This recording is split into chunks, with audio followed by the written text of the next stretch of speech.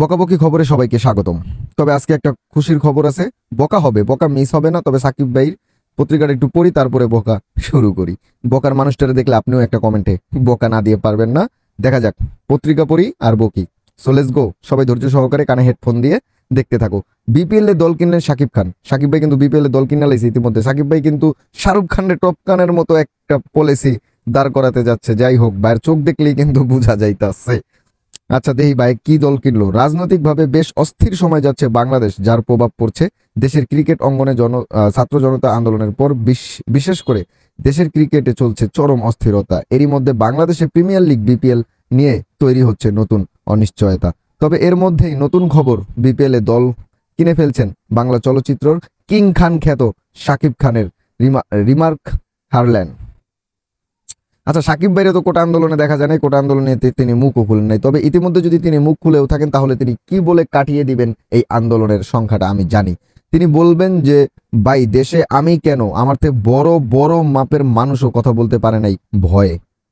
ঠিক আছে, এই ডায়লগটাই ইতিমধ্যে এখন তাদের রাস্তা একটাই খোলা। এই ডায়লগটা দিয়ে তারা বাঁচতে পারেন। এদিকে গত আসর থেকেই শোনা যাচ্ছিল বিপিএল থেকে নাম সরিয়ে নিতে পারে বেশ কয়েকটি ফ্র্যাঞ্চাইজি।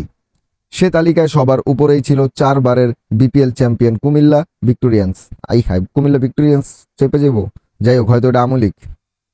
2024 বিপিএল এ গ্রুপ শুরুতেই দলটির বর্ণধার নাফিসা কামাল আয়ের ভাগ দাবিতে আসর শুরুর আগেই তার দল না রাখার হুঙ্কার দিয়েছিলেন বাংলাদেশ ক্রিকেট বোর্ড বিসিবিকে। বিসিবির নাম হইলেই তো মনে পড়ে গেল সাবেক সরকার প্রধান শেখ হাসিনার পতনের পর দেশের বদলে যাওয়া প্রেক্ষাপট। যে বদল আসতে যাচ্ছে ক্রিকেট বোর্ডেও সেটি অনেকটাই পরিষ্কার। তাই ধারণা করা যাচ্ছে গত আসরেই দল না রাখার হুঙ্কার দেওয়া নাফিসা কামালের কুমিল্লা ভিক্টোরিয়ান্সে থাকছেন না আসন্ন বিপিএলে। তো নাফিসা কামালের থাকার দরকার নাই। তবে এই যে বর্তমানে যে ক্রিকেট অঙ্গনে যে চেঞ্জটা আসতেছে, তো ইতিমধ্যে শোনা যাচ্ছে যে আসিফ বাইরে নিয়ে নাকি অনেকেই মন্তব্য করতেছে যে তাকে নাকি স্যার বলতে অনেকের হিংসিং খাচ্ছে। যদি তাকে স্যার বলতে অনেকেরই হিংসিং খায়, তাহলে তোমাদের উদ্দেশ্যে আমার একটা বার্তা থাকবে। যখন কি সংসদে একটা 300 টাকা আলা বেশ্যা খানকি যখন সংসদে দাঁড়িয়ে বক্তব্য দিচ্ছিল, দেশের পবিত্র একটা সংসদ ভবনে দাঁড়িয়ে, তখন তোমরা ম্যাডাম বলছিলা কার দিকে তাকিয়ে? পাশার দিকে তাকিয়ে না থোতার দিকে তাকিয়ে? বাইঞ্চোদের বাচ্চারা।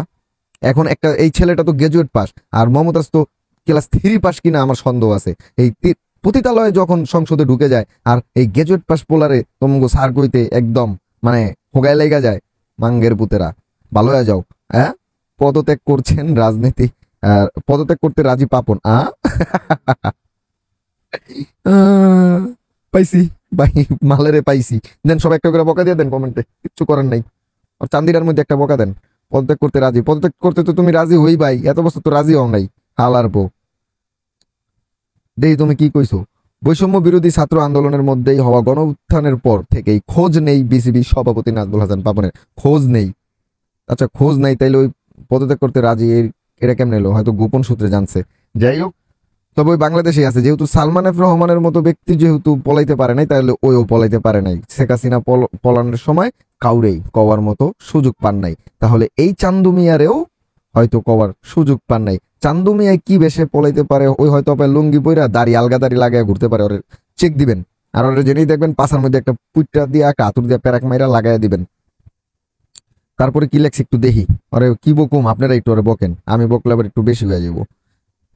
এতে অস্থির হয়ে পড়েছে দেশের ক্রিকেট নিয়ন্ত্রণ সংস্থা। এই বালসেরুর ঘরে বালসেরু নাই দেখে ক্রিকেট অবস্থা অস্থির হয়ে পড়ছে। ওরে বাবারে বাবা। বিষয়টি নিয়ে ইতিমধ্যে তার পদত্যাগের দাবিও উঠে অবশেষ বিসিবি সভাপতির পদ থেকে সরে দাঁড়াতে সম্মত হয়েছেন নাজমুল হাসান পাপন। বৃহস্পতিবার 15 আগস্ট রাতে বোর্ডে বেশ কয়েকটি বিশ্ব সূত্র কালবেলাকে এ তথ্য নিশ্চিত করেছেন। হ্যাঁ, হয়তো কইলাম না, গোপন সূত্রে হয়তো পাওয়া যেতে পারে। তবে কই পলায় আছে জানি না, তবে ক্যান্টনমেন্টে অনেকেই থাকতে পারে। ওই হয়তো ক্যান্টনমেন্টে আছে, সেনাবাহিনীর বিচি চাটতাছে সম্ভবত ওই ওবায়দুল কাদের সবকটাই। আর যে কটা যারা ট্রাফিক রাস্তায় নিয়ন্ত্রণ করতেছেন, আমার বকাবকি ভাই ব্রাদারের পক্ষ থেকে অ্যাম্বুলেন্স গুলা চেক দিবেন, কারণ ওবায়দুল কাদের রোডের মধ্যে ঢুকাও শালার বুতে গুড়গুড় করতে পারে। আর ওরে দলে তো সবার আগে হার্টের রুগী, যে কোনো হার্টের রুগী ছাড় হবে না। আমরা যদিও দল করি না, তবুও বলতে চাই যে বিএনপির মির্জা ফখরুল ইসলাম আলমগীরের হার্টে সমস্যা ছিল, এটা সেইটা তিনি চেক আপ করাতে যাবে, কিন্তু তাকে কিন্তু ছাড়ে নাই নির্বাচনের সময়, আটকে রেখে তারপরে 2,000 কোটি টাকা অফার করেছিল, ইতিমধ্যে আমরা জানি। তো যাই হোক, সেটা কোনো বড় বিষয় না। বড় বিষয় হচ্ছে এই কুত্তার বাচ্চার লেগে ক্রিকেট বোর্ড আঙ্গ নষ্ট হয়েছে। এই কুত্তার বাচ্চাগুলো লেগে ক্রিকেট বোর্ডটায় আজকে এই দশা। আফগানিস্তানের মতো ব্যক্তি কোথায় গিয়ে দাঁড়াইছে চিন্তা করতে পারেন। বাংলাদেশ যদি এখন বলে যে আফগানিস্তান আমাদের কাছে কিছুই না, তাহলে বাংলাদেশের গালে জুতা পড়বে ভাই। আফগানিস্তানের খেলার মান এতটাই বেড়ে দাঁড়িয়েছে। তো আপনারা সবাই একটু বকে নড়ে, আমি একটু পত্রিকা পড়ি আর একটু। বিসিবির গঠনতন্ত্র অনুযায়ী কোনো জরুরি কারণে সভাপতিকে সরে যেতে হলে প্রথমে ভোট সভা ডাকতে হবে। সেখানে তিনি সশরীরেই না থাকলেও হবে, তার অনুমতি নিয়ে প্রধান নির্বাচন কর্মকর্তা সভা শুরু করতে পারবেন। এরপর সভায় থাকা যে কোনো একজনকে সভাপতি হিসেবে দায়িত্ব দেওয়ার সুযোগ থাকবে, তবে তার জন্য আনুষ্ঠানিকভাবে লিখিত আকারে পদত্যাগপত্র সভায় জমা দিতে হবে বর্তমান সভাপতির। রাইট, চালু ভাই লিখিত চালু ভাই পদত্যাগ লিখিত কর। তোর লেগে ক্রিকেট বোর্ড নষ্ট হয়েছে, তোর লেগে আর তোর আফার লেগা। এই তোর আফার তুই এই আঙ্গ বাংলাদেশটারে জ্বালায় খাইছিস, ক্রিকেট বোর্ডটারেও জ্বালায় খাইছিস।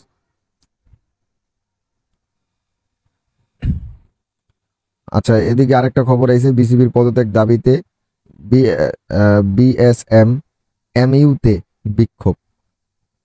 আচ্ছা, ওর পদত্যাগের দাবি নিয়ে বিক্ষোভ করছে, দেখি কে কটা জুতার বাড়ি মারছে, আনলে তো আবার বুঝা যাইতেছে না। আরে আয় চালু, এই শালার পুতে গো জেনে পাইবেন ভাই, ওই জায়গায় খেল খতম না। জুতার মালা পরে আড়াইবেন, ওই যে একটা ওই যে ল্যাংটা কইরা জাইঙ্গা প্রায় আড়াইছেন না, ঠিক এমনি আড়াইতে হইব, ওরা জেনেই পাইবেন। আর সাকিবুল হাসানরে কোনো ক্রিকেট বোর্ডে ঢুকতেই দিবেন না। ওরে কইবেন যে তুই অ্যাডভারেজ কইরা টাকা কামা, তুই অ্যাডভারেজ কইরা সংসার চালা, তোর ক্রিকেট খেললে সংসার চালাইতে হইব না। সাকিবুল হাসানের নাকি অনেক মাথা গরম, ওই না যারে তারে না নাকি থাই থাপড় দিয়া বয়। তো মাঝে মাঝে একটু চিন্তা হয় যে আল্লাহ আল্লাহ করি যে আমার মতো পোলা অথবা আমার মতো গ্রুপের যারা বেদব মার্কা, এইগুলা রাতে যে পরে না কিনলে হেডেই জানি না। যেদিন কই আধুটাই বোধন রাতর পুটকিদা করে দিমু ডাইরেক্ট নগদ ওই জায়গায় খারাই। এলা ও কই যত বড় মাপের খেলোয়াড়, তাতে কি হয়েছে, এই দেশের যতটুকু অধিকার অতটুকু আমারও অধিকার। হয়তো ওর নামের আগে একটা অলরাউন্ডার আছে, আমার নামের আগে নাই, এতটুকুই পার্থক্য, কিন্তু অধিকারটা সমানই। হাত ভেঙ্গা পুটকিতে ভরে দেওয়া হবে, কোনো কথা হবে না, চুপচাপ non stop. Bangabandhu Sheikh Mujib medical বিশ্ববিদ্যালয়ের বিএসএমএমইউ ভাইস চেয়ার এটা কি লেখছে, চ্যান্সেলর ভিসি অধ্যাপক ডাক্তার দিন মোহাম্মদ নজরুল হকের পদত্যাগের দাবিতে বিক্ষোভ করছেন চিকিৎসকেরা। আচ্ছা যাই হোক, আর পদত্যাগ করেন চিকিৎসকেরা। আপনারা কি করেন বুঝি না কিছু, পিস্কারি মিসকারি পুটকির মধ্যে সুই দিতেই হতো। এমনি কেউ হাতে পদত্যাগ হয়, আমলে গুলো এমন একটা ঘাড়তেরা জাতি, মনে করেন ওরা মুখে কইব একটা, তলে করে আরেকটা। গত 5 আগস্ট শেখ হাসিনা পতনের পর থেকেই আত্মগোপনে আছেন বিসিবি এই সভাপতি। মনে পইরা যায় তোর আফার না বাহের দেশ, তোর আহায় পলাইছে, তুইও পলাই রইছস, তোকে চাপা দিন দিন ধরা খাইতেছে ভাই, তোরা দেশটারে জ্বালায়া খাইছস। যতটুকু জানা গেছে এই মুহূর্তে সচিত্র লন্ডনে অবস্থান করছে বোর্ড সভাপতি পাপন সহ বিসিবির আরো 13 পরিচালক আত্মগোপনে আছেন বলে খবর। আচ্ছা, লগের 13টাও কি দুর্নীতিবাজ? আচ্ছা, তোরা আত্মগোপনে থাকবি কে? তোরা তো ভোট প্রেসিডেন্ট, তোরা যদি দুর্নীতি না করে থাকো তাহলে তোরা বুক ফুলায় হাঁটার কথা। তোরা আমি কিছু বুঝি না, তোরা পলায় আরো নিজের প্রমাণ করো যে আমরা দুর্নীতিবাজ আঙু ধরেন। 2012 সাল সরকার থেকে মনোনীত হয়ে বিসিবি সভাপতি হয়েছিলেন পাপন। এরপরে বছর নির্বাচনে জয়ী হয়ে টানা 12 বছর এই পদেই ছিলেন তিনি। আগামী বছর সেপ্টেম্বর পর্যন্ত তার বর্তমান পরিচালনা পরিষদের মেয়াদ আছে। যাই হোক, তোর মেয়াদ লাগবো না, তোরা জেনে পাইবো ভাই তুই বাংলাদেশে আর আইস না, তোগো বাংলাদেশে ঠাই নাই, এই দেশ তোগো, এই দেশে রাজাকারের কোনো ঠাই নাই। হবে বর্তমানে তোরা যেইভাবে দুর্নীতি করছস, রাজাকার তো তোরাই, আসল রাজাকার মানুষ এখন খুঁজা পেয়ে গেছে গা। তোরা তোকে এই দেশে আমার কোনো ঠাই নাই। মুক্তিযোদ্ধা চেতনা, মুক্তিযোদ্ধা বিরোধী এইভাবে কোয়া মানুষটিরে কোপাইছো, এবার তোমরা তোমাদের আসল চেহারা পরিচয় দিয়া পালাইছো, খেল খতম। দর্শক আজকে একটু বকলাম কম, কারণ কেউ রাগ করো না, আগামীতে বকা হবে, সঙ্গেই থাকো।